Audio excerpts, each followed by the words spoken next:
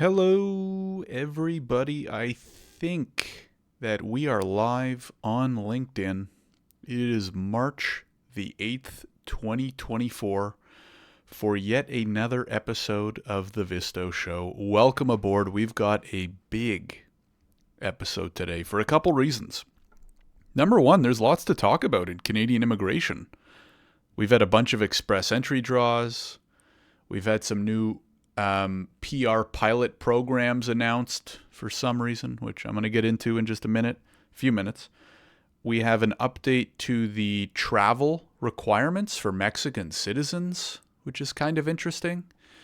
And what I wanted to do on this episode as well, as many of you know, we recently launched an AI chatbot that's trained on Canadian immigration. So what I wanted to do was actually take a bunch of your or other folks' Canadian immigration questions and test the chatbot. So if you have any questions about Canadian immigration, maybe you're an immigration professional, you just got off a consultation call, your client has some tough questions, and you're like, oh God, I got to go do some research and look it up. Well, might be able to help. Or maybe you're an aspiring immigrant and you're curious about the pathways of coming to Canada and you have some questions that you haven't been able to get answered elsewhere. Well, I'm happy to help as well. So what I would say is, we're going to do the usual as we do on the Visto Show. I'm going to talk important updates. I'm going to share my opinions, my thoughts, all that kind of stuff. And then we're going to swap over to VistoBot, and I'm going to show you how Canada's first immigration AI assistant can answer questions like this, like never before, on scale, en masse. And we already have dozens and dozens and dozens of Canadian immigration lawyers, consultants, and their staff using VistoBot to do research and write and draft and summarize faster than they've ever done it before. So we're going to take a peek into that as well. All right. If you are tuning in live, thank you for tuning in live. If you do have some of those questions, feel free to throw them in the chat ahead of time. We can build up a nice little list of Canadian immigration questions that I can have ready for when we do get to that part of the show. Or if you just want to say hello, if you're tuning in, you want to say hello, you want to let me know how your Friday's going or where you're tuning in from, or if you have any other thoughts or questions, then feel free to toss them into the chat. If you're watching on YouTube after the fact, thank you very much for watching, and you should definitely try to tune in live every second Friday at 12 p.m. noon Eastern Time to take part in the conversation. So anyways, let's jump right in. As you know, before I segue into a topic, the always required sip of water. Okay, so item number one for today is we're going to talk a little bit about express entry. Why? Because now that it's been about 2 and a bit months into the year, we have some interesting data to look at. And by interesting, I mean confusing. So I'm sharing my screen here. I'm going to put the link to this in the comments as well if you want to follow along, as per is usual. And I just want to take a look at, number one, the last few draws since the last episode of the Visto Show, and to take a look at the start of this year and what we think about it, right? So again, if you have any thoughts, opinions, questions, please feel free to throw them in the chat. But we can see here, on February 28th, IRCC did a general or all program draw inviting 1,470 people to apply. And then on the 29th, they did a French language proficiency draw inviting 2,500 people to apply. Now, I don't know about you folks, but I'm still a little bit confused by express entry. So in January, we had a relatively small all-program draw. Then we had a relatively small all-program draw. Then we had a relatively even smaller all-program draw. Then we had a big French draw in February, followed by another smaller all-program draw, followed by a medium-sized healthcare professionals draw, followed by a tiny agriculture draw. So I don't really know what the heck's going on here. The draws seem on the small side, right? Like typically what we used to see is every 2 weeks they'd invite somewhere between like 4,000 to 5,000 people to apply. And for some reason, the draws kind of got small until they did a big French draw, then they did a bigger healthcare draw. But like in this last set of draws, they only invited, well, I guess that does add up to about 4,000 people. But the draws seem on average to be a little bit smaller, and they certainly don't seem to be in a rush to start mixing around the industry-specific draws, right? Because as many of you know, there are 6 different industry-specific draws, right? There's French, there's agriculture, there's healthcare, there's STEM, there's, what's the other one? Transport and trades, right? Those are the 6. But they certainly don't seem to be mixing them in equally. And maybe that's by design. It probably is by design, right? But from what I'm reading in the news and what I'm hearing is that Canada needs tradespeople. So, like, why have we invited 9,500 French speakers?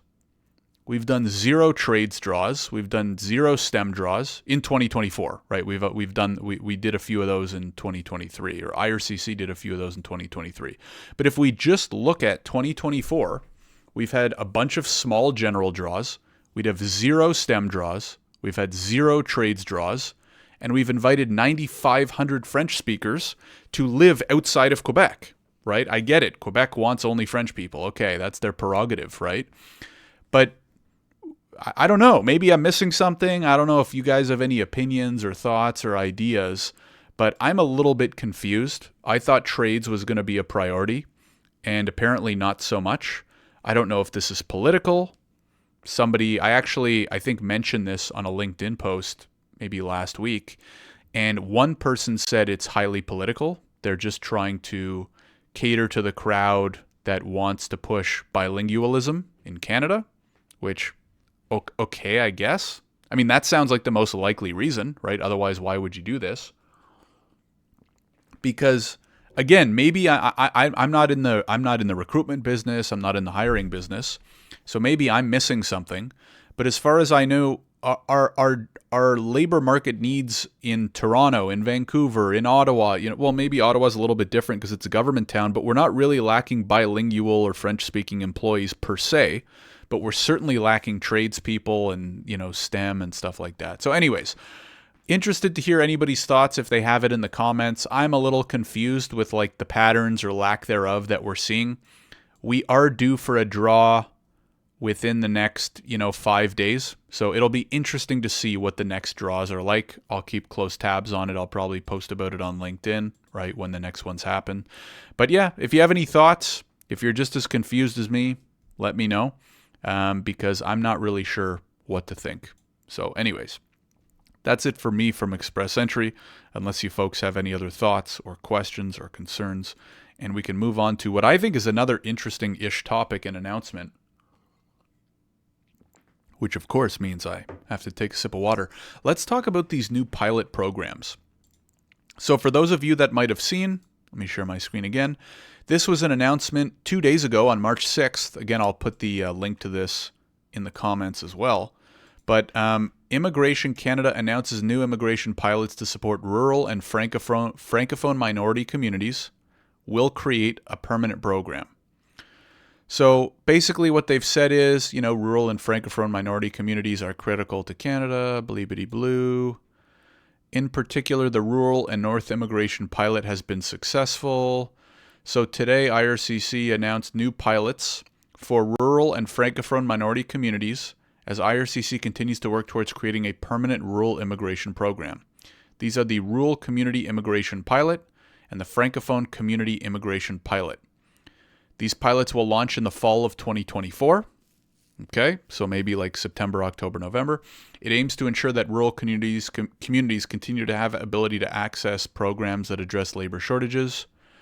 It will provide permanent residence for newcomers who can help to overcome critical labor shortages and want to live long-term in these smaller communities. Modeled on the success of RNIP and as part of the Francophone immigration policy, we're also launching the Francophone Community Immigration Pilot in the fall. The pilot will focus on increasing the number of French-speaking newcomers settling in Francophone minority communities outside of Quebec and will help ensure the economic development, blah, blah, blah. IRCC will open the community application process this spring to select communities who will participate in the pilots. And we will share more details in the coming months. As we work to establish RNIP as a permanent program, these new pilots will help attract and retain foreign workers. Okay, so basically what it seems like is new PR pilot programs for rural communities and for French speakers and or French speaking communities. Now, what do we think about this?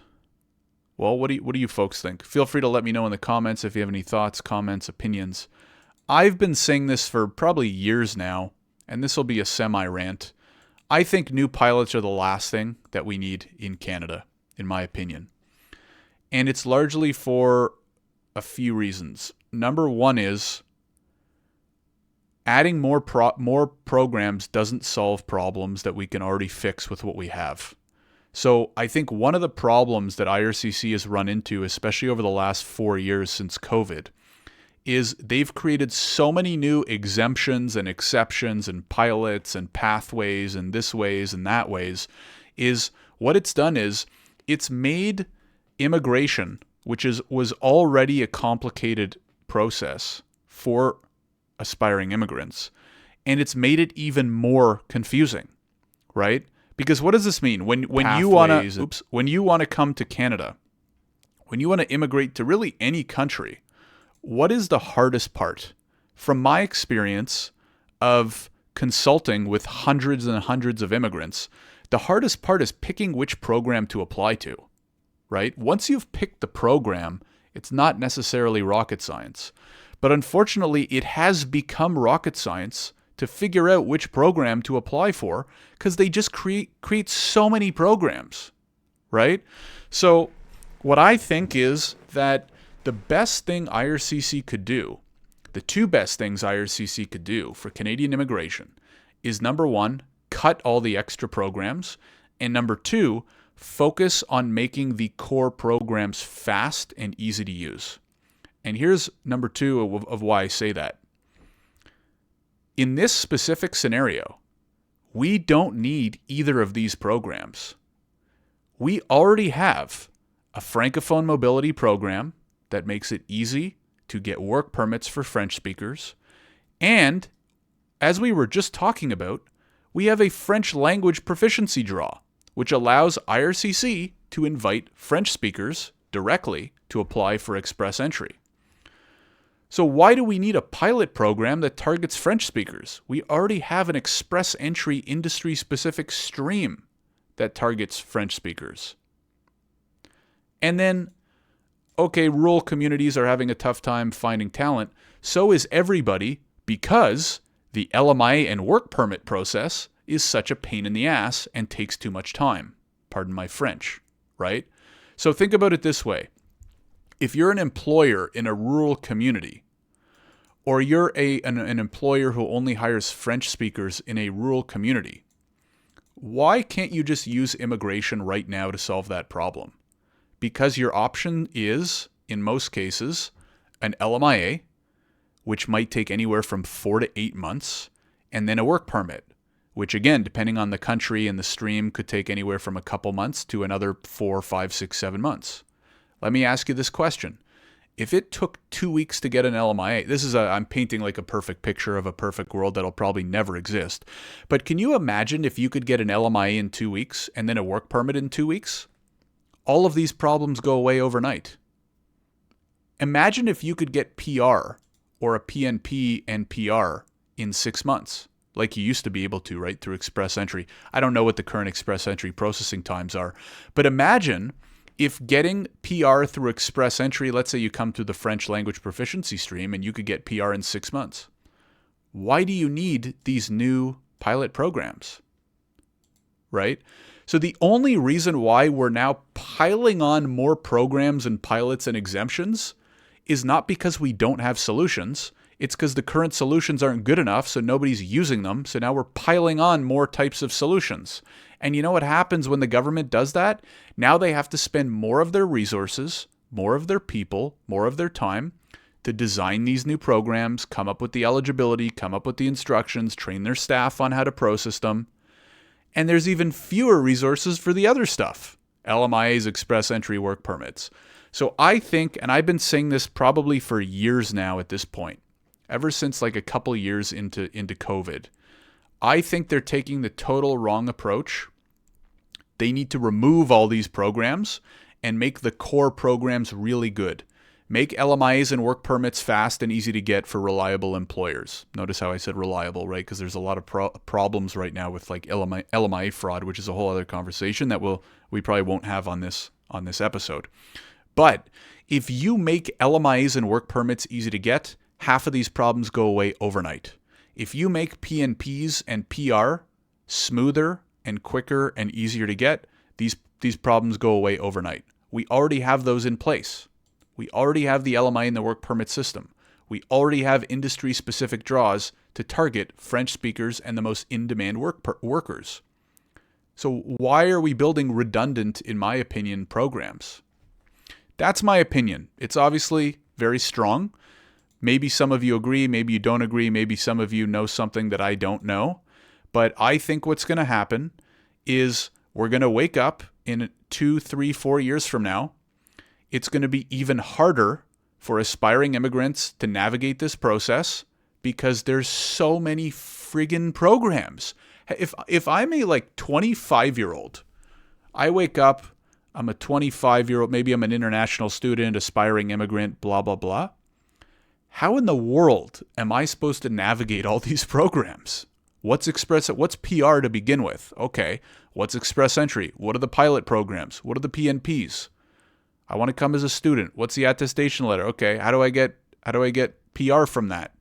Right? Because now it's become so much harder to get PR that even before people apply for a study permit, they're starting to look at, okay, well, I know it's hard to get PR in Canada. So if I go and I study this program and then I get this many years of work experience, what are my options for PR? Well, there's Express Entry. There's the Express Entry industry-specific draws.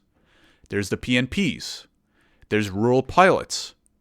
How does, I mean, even immigration professionals, I know lawyers and consultants who look at all this and they're like, this is crazy, right, to try and navigate as a professional, right? So imagine if you're trying to apply on your own, right? How confusing and difficult this must be. So anyways, I'm not going to beat that with a dead horse. Beat that dead horse. I think you folks know what I mean. Rowan says, I love the imagining. How many pilots does it take to change a light bulb? Anyone have a good response for this, lol? It's exactly it, Rowan, right? Like, how many pilots does it take to quote unquote solve the PR problem? I think the answer is none, personally.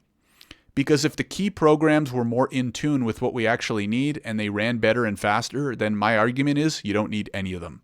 But that's a great comment. I totally agree. I think from what you're saying, we're basically on the same page.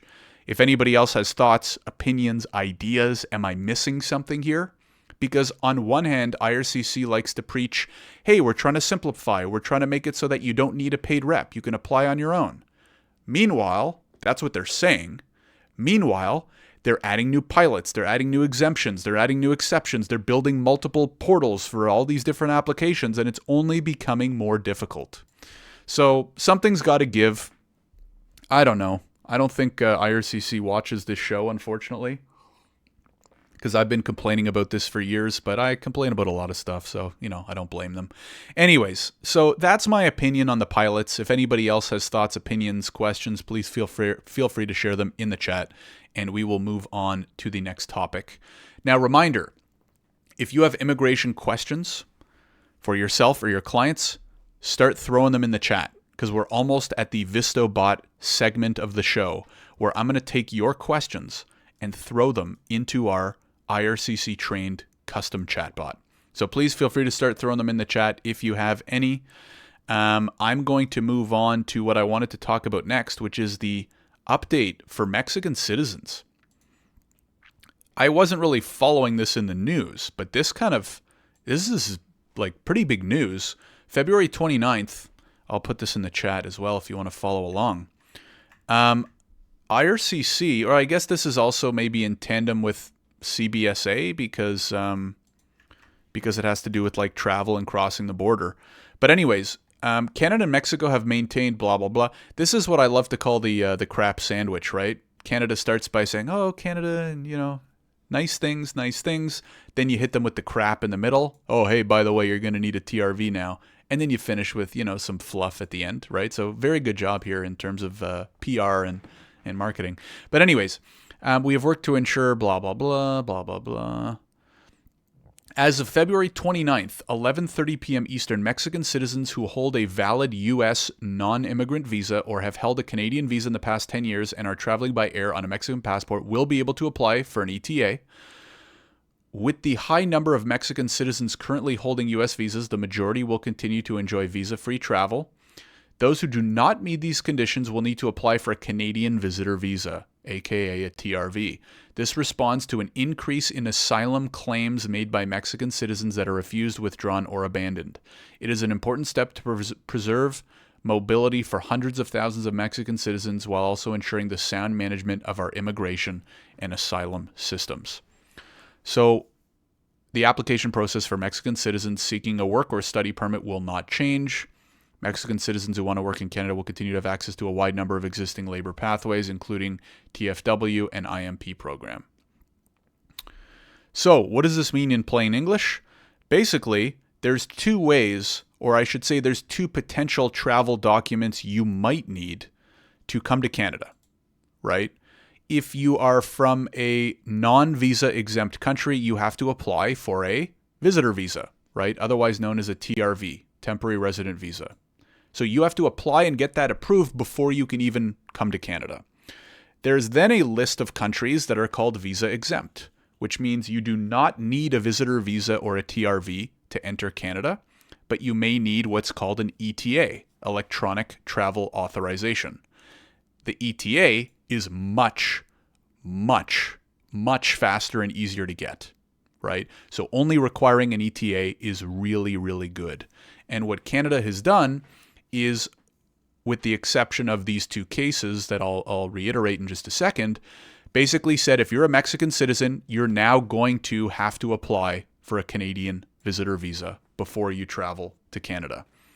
Now, the exemptions are if you're a Mexican citizen and you hold a valid U.S. non-immigrant visa or have held a Canadian visa in the past 10 years and are traveling by air on a Mexican passport, you'll be able to apply for the ETA.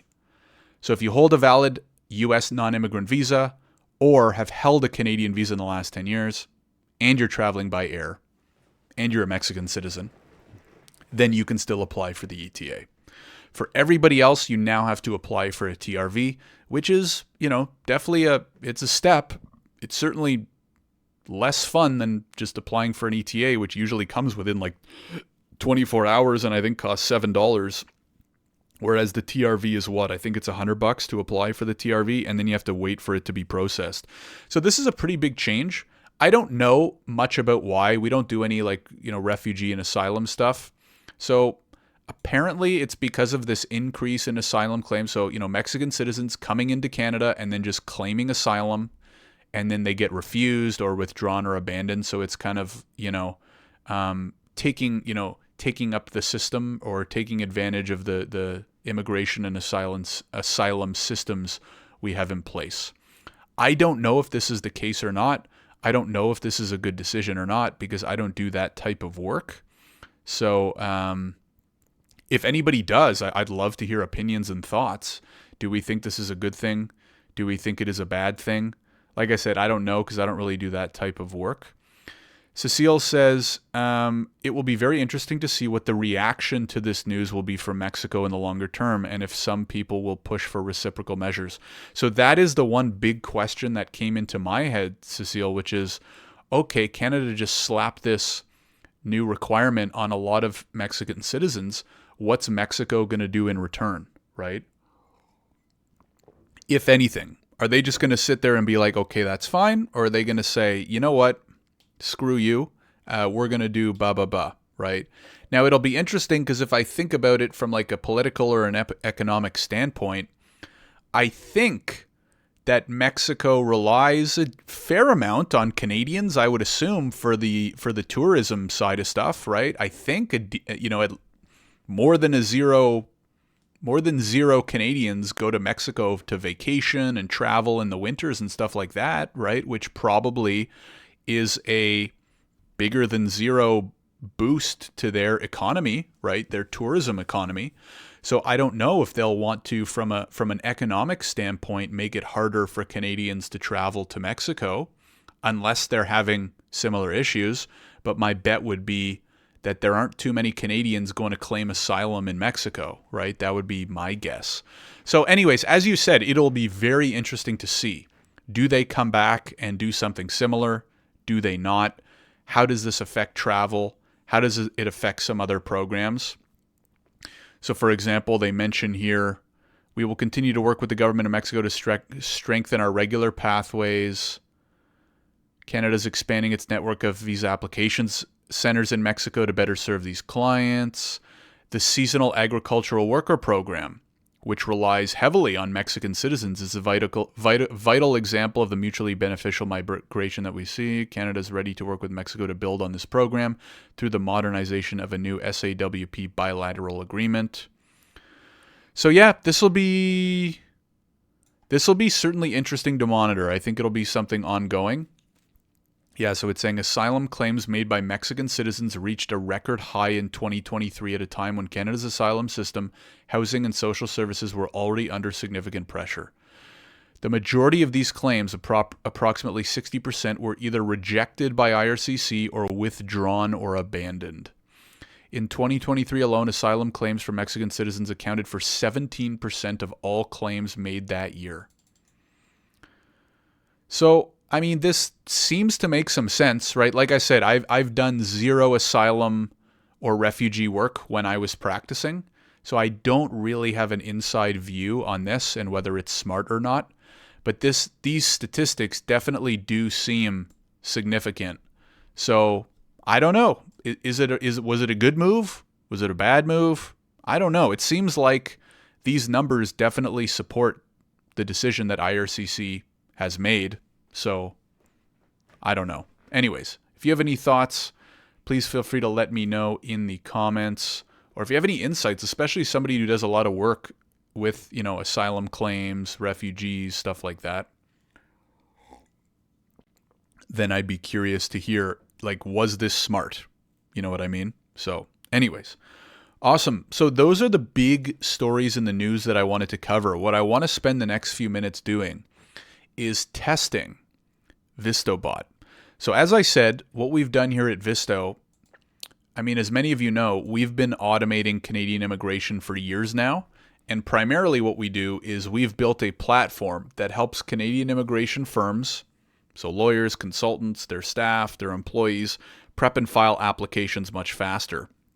Now, what we recently launched, called VistoBot, is an AI chatbot trained exclusively on IRCC data and information so that it can answer your immigration questions very accurately.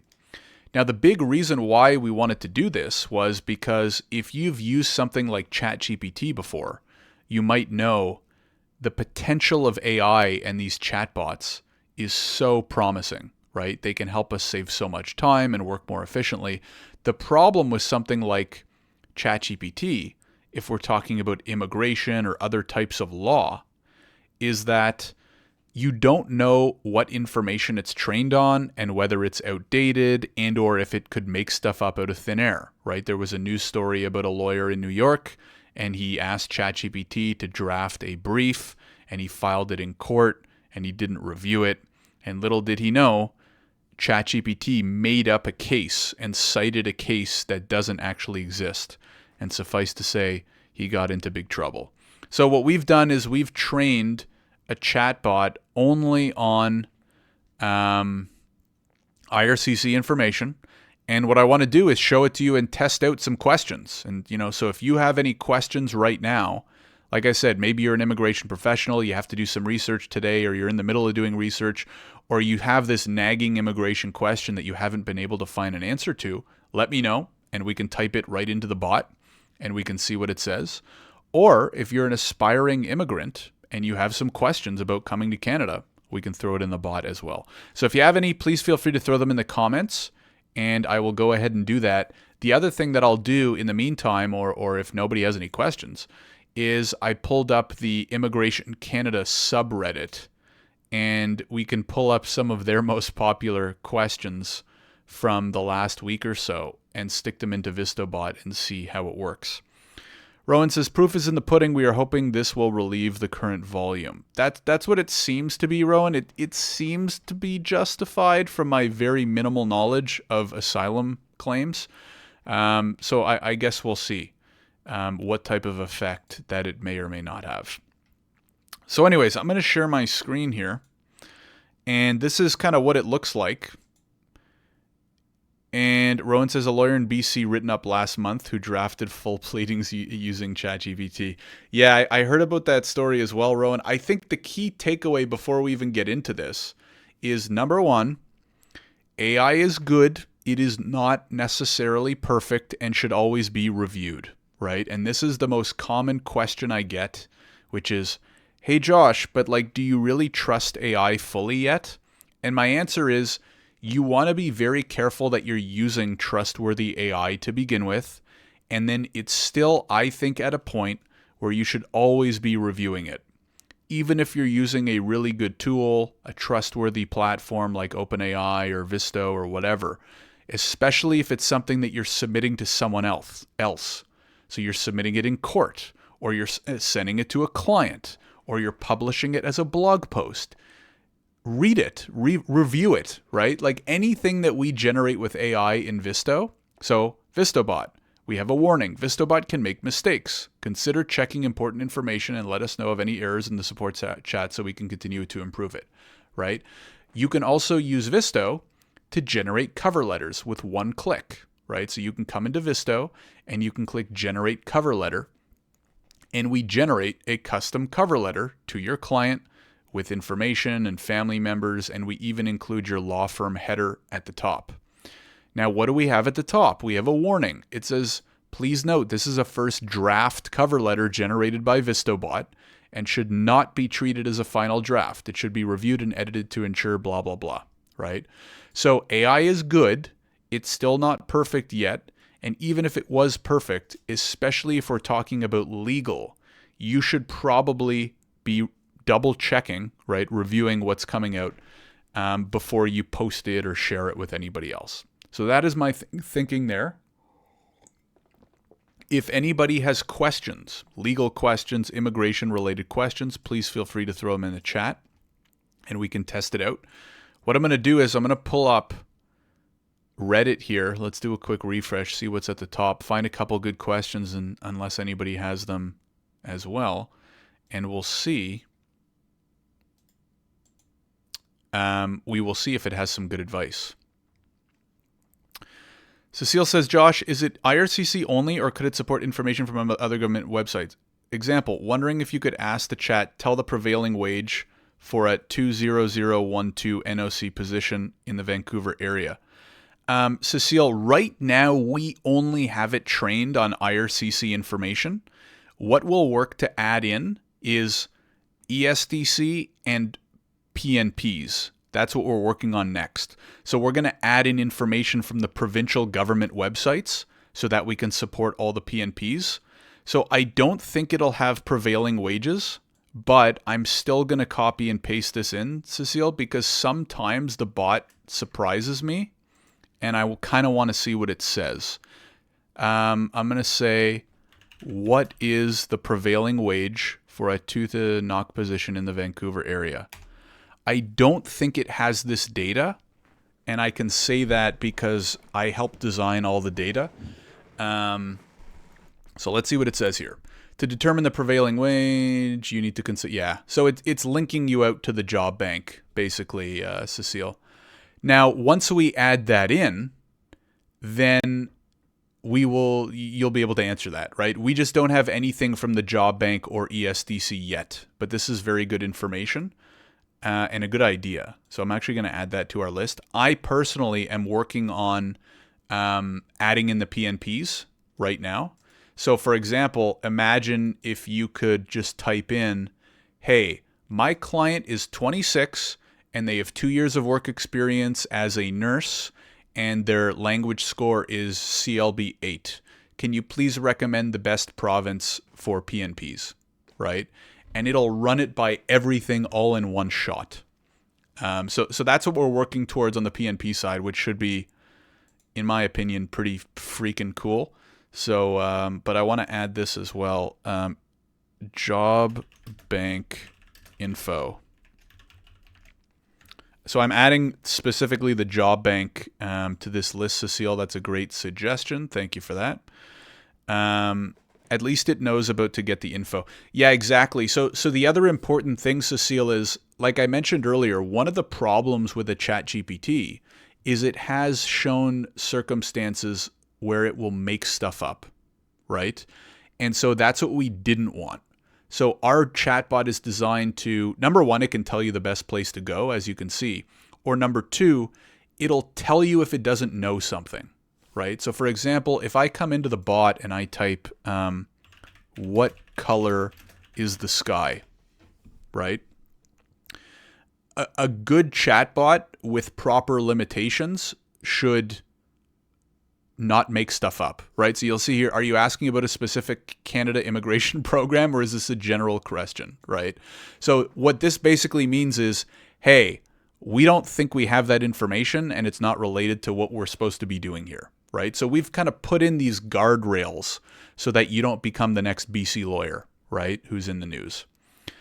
At least it knows how to get the info. Yep, nice that it doesn't give random bad info. Exactly, Rowan. So, and this is all built specifically by design.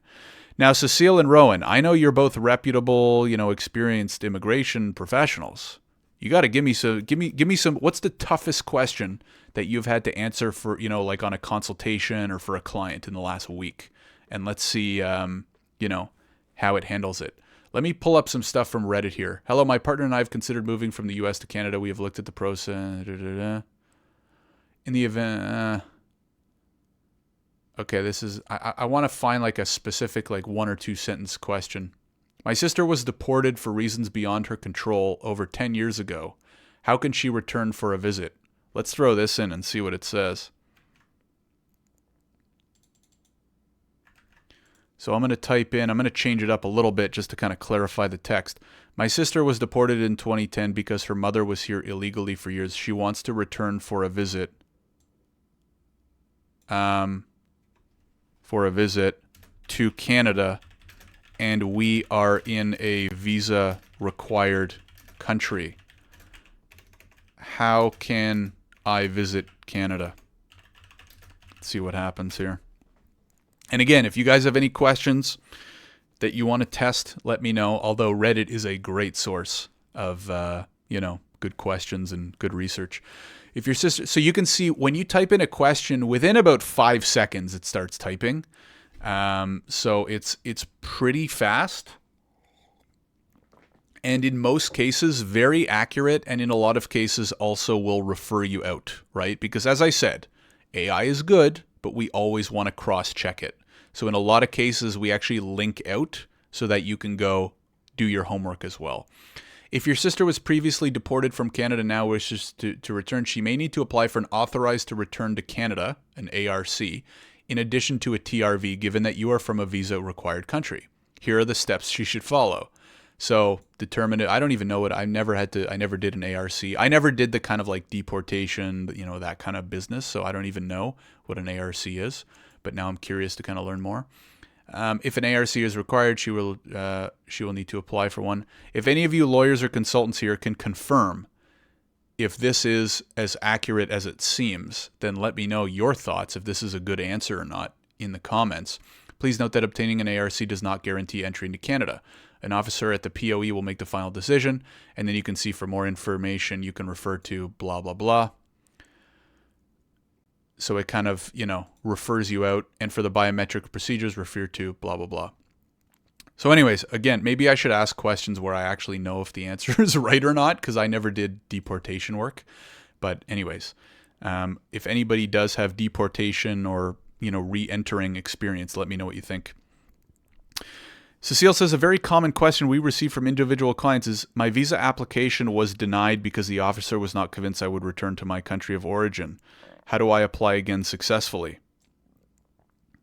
Let's see what VistoBot says, Cecile. My visa was denied. It might ask for what type of application. Part of the magic of AI too that I'm learning, because I'm kind of new to this too, is the AI gets better the better your prompts are, right? Like the better you get at asking questions and prompts, usually the better the quality of the answer. So let's take a look at this here. Wonder if it will mention reconsideration requests on that question. Let's find out. The thing to keep in mind too, Rowan, is if it's not explicitly on the IRCC website, it won't mention it. I don't remember if IRCC outlines how to do a reconsideration request or not. When applying for a visa after a refusal, it's crucial to address the reasons for the previous denial. In your case, the officer was not convinced that you would leave Canada. Here are steps to improve the chances. Number 1, understand the reason for refusal. Number 2, strengthen ties to home country. This can include employment, property ownership, family ties, social ties. Financial stability, demonstrate your financial stability, such as bank statements, blah, blah, blah.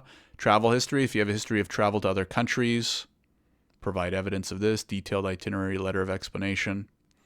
Review eligibility, complete application, reapply, be patient. That's for sure. Remember, each application is assessed on its own merit and providing additional information, blah, blah, blah. For more guidance on the documentation required, you can refer here. So then it, again, references IRCC so that you kind of know where to go next, and refer to the eligibility and admissibility considerations. So again, it's kind of like linking you out to some of the references that it's using to come up with that answer. The answer on that question, Josh, is pretty solid. Yeah, I mean, listen, Rowan, I'm clearly biased because I helped build this, but this thing is freaking cool, and it saved a few of the clients that use Visto so much time already. Here's the best example. I had a call with one of our clients last week, and he was like, Josh, I had a consultation with a client, and there's this question, and I just spent an hour researching it, and I don't know what the answer is. And we hopped on a call, and I pulled up VistoBot, and he had his answer in 10 seconds, right? So especially if you're doing a lot of research, you're ending a lot of consultation calls with questions from your clients, you could ignore every other feature that we have in Visto, which I'm not going to go into on this call. You can learn more on our website, or we could always book a demo. But this bot alone is saving some of our clients hours and hours and hours every week. The other thing, too, that you can use VistoBot for, amongst other things, is to summarize and rewrite, right? So, for example, you can say, can you please summarize this into 2 or 3 paragraphs so I can email it to my client, right?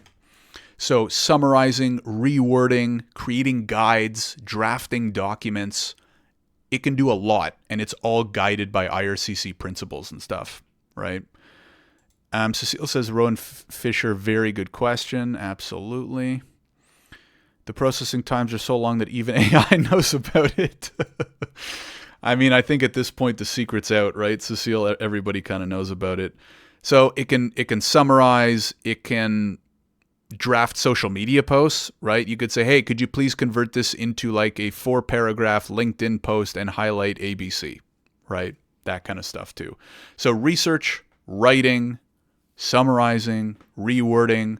One of our clients, she spent hours putting together a study permit guide and FAQ. So anytime she gets a study permit, she sends them like this PDF. And it's like a 5-page, 3,000-word guide with the basics about a study permit and FAQs and stuff like that. And she wanted to make one for a work permit. So she said, I'm going to copy and paste my guide here. Can you please take this study permit guide and rewrite it as a work permit guide? And in about 10 seconds, she had a 3,000-word work permit guide, as opposed to the 3 hours that it took her to draft the original one for study permits. So anyways, our users are starting to use this in like extremely creative ways that I didn't even think was possible. And it's so much time, it's so much convenience, right? And especially as we add more data, the amount of time that people spend on research is just getting cut in more than half, right? Here, let's pull up this question. How to apply for a co-op work permit. Hello, I'm an international student and I'm going to be graduating in April, but my program requires that I complete 6 weeks of internship. I already have a study permit, but I need a co-work. How can I apply? Okay, this is a good question. Let's see what it says. I'm going to reword it maybe a touch. I'm an international and I'm going to be graduating, but my program requires... I already have a valid study permit. Actually, that's a very well-worded question. How can I apply for one via the CIC website? Let's see what VistoBot has to say, folks. Whoever this is, let's give a shout-out where shout-outs are due. Moda. I don't know how to pronounce that. To apply for a co-work permit as an international student, you should follow these steps. So you can see it just starts spitting it out. Check eligibility. You will need a letter from your institution confirming. It's still typing here. Let's see. You can see we're going to have some references at the bottom here. Okay, check eligibility. Ensure that your intended internship is an essential part of your study program. You will need a letter from your institution confirming that the work is required. Gather documents. Create an account. So it talks about the GC key and stuff like that. Fill out the application, pay the fees, blah, blah, blah. Check your email. Okay, so pretty good detail. Then it links you out here, right, to give you more information on post-secondary, co-op work permits and stuff like that. Please review the specific conditions of the off-campus work hours public policy. So again, just feeding you with more information on what you might want to keep in mind and do more research on. So I think you guys are kind of seeing here that I think AI is already and will continue to change the way people do their jobs in any industry, right? It's just a matter of how soon and by how much, right? So we can sit here and argue all day about, oh, is AI, is it good for this? Is it good for that? It's really good at almost anything if you have enough data, right, for it. So this is the first version of VistoBot, right? As you can see here, it's helping firms research 10 to 20 times faster, write stuff 10 to 20 times faster, summarize stuff, all that. And what we're going to be doing is giving it even more data, right, from the provinces, from ESDC, from Job Bank. And then we're going to start giving it more features so that you can actually hook it in to the applications that you're managing on Visto, right? So imagine if you asked this question and then you could say, is my client John Smith eligible for a co-op work permit? And it can cross-check the IRCC knowledge it has with the client information that it has. And then maybe you could do, hey, VistoBot, can you please review my client's co-op documents and tell me if they're good? And then if it says they're good, you could say, can you please draft me a submission letter for John Smith's co-op work permit? And it just starts drafting, right?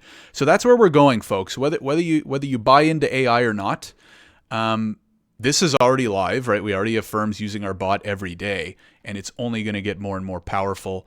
Within 3 to 6 months, it's going to be crazy how fast and efficient firms are going to be with tools like this at their fingertips. Cecile says, a good one to test out to see what AI would say. I have an employer-specific work permit under exemption code C63 with a work location in Toronto. Do I need a new work permit if my job is now in Vancouver? Oh, boy. Okay. Cecile is coming out to play on a Friday. Let's see what VistoBot has to say. That sounds like a good question. Yes, if your employer-specific work permit under exemption code C63 specifies a work location in Toronto and you are now required to work in Vancouver, you will need to apply for a new work permit. Employer-specific work permits include conditions such as the name of the employer, for the location where you work, and the duration of your work. Since the location is a condition, a change in the work location to a different city would necessitate, big word, a new work permit application. This application would include a new offer of employment and, depending on the situation, may require a new labor market impact assessment or offer. It's important to comply with the conditions, blah, blah, blah, and then for more information, again, links you out to the IRCC website. Cecile, can I get a thumbs up or a thumbs down? What's the consensus here? Good, bad, good advice, bad advice? Now imagine your client sends you an email.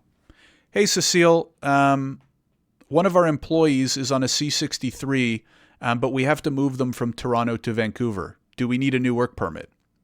Well, you could do a little bit of research on the government website and then start drafting an email, or you can copy-paste their question into VistoBot get the answer, and then copy paste it, maybe edit it a little bit if you want, and copy paste it in an email back. Or you could say, thanks, can you please summarize this into a 2-paragraph response so I can email it? And it'll even do that for you, right? Maybe shorten it a little bit, right? Maybe your client doesn't need all that much information, et cetera, et cetera. And there we go. Now I can just copy and paste and send this over to the client. All right, so hopefully that's helpful, Cecile. How is information protected? Read confidentiality requirements of the various law societies.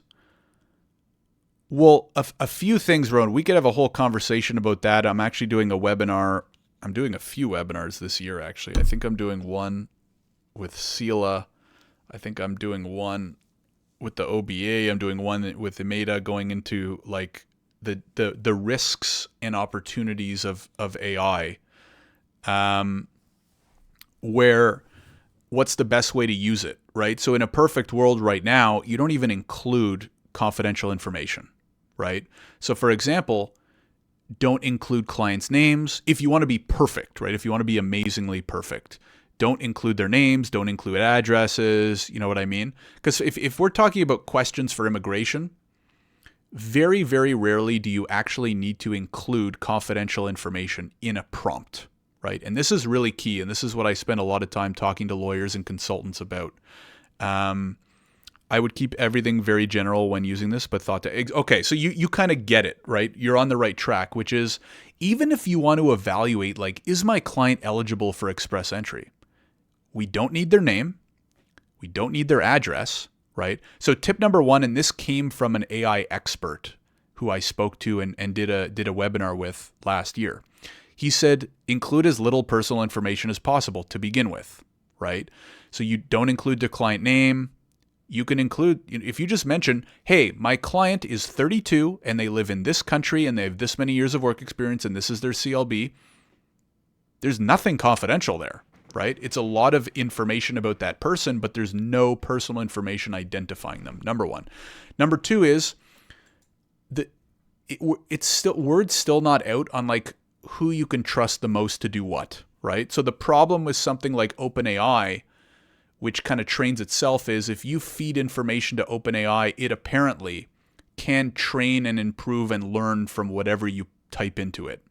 So I would not go into OpenAI and type in like, hey, my client John Smith is blah, blah, blah, because it would technically train and learn from that.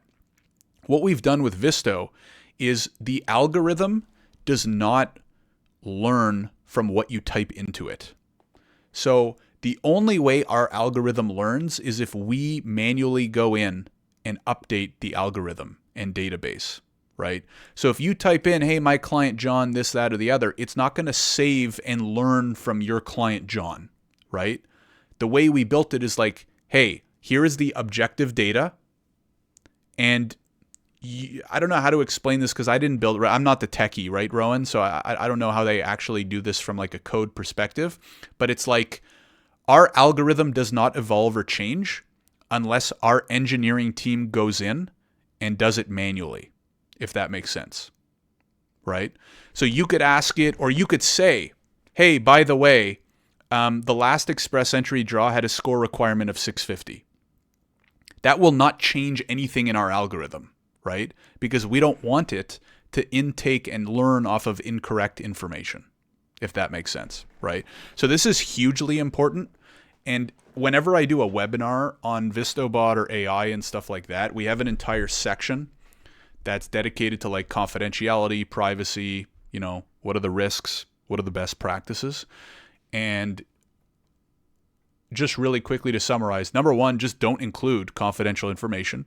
Number two, make sure you're only using reliable tools, platforms, and algorithms that aren't actually training and learning from what you're feeding it.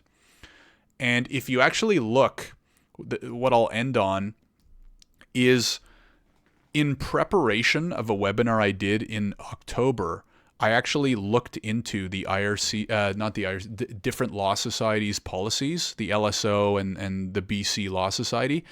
they don't even really have anything about AI, because I think they don't even really know, right? The technology is so new and advanced that and advancing, that they don't even have solid advice on what AI to use, what not to use. It's very general, very tech general, not AI specific.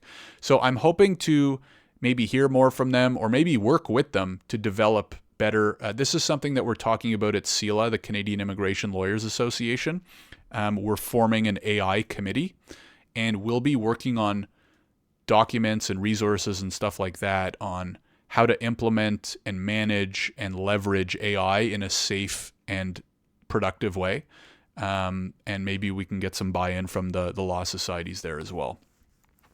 This is so important, absolutely. So it's not mining data to learn. Got it, exactly. Great information. We'll be booking a demo with you soon. Awesome. Thank you, Rowan. Appreciate it. Cecile, you never let me know if that was a good answer or not. I need some feedback. Anyways, geez, we're almost up against the hour. Time flies when you're playing with AI.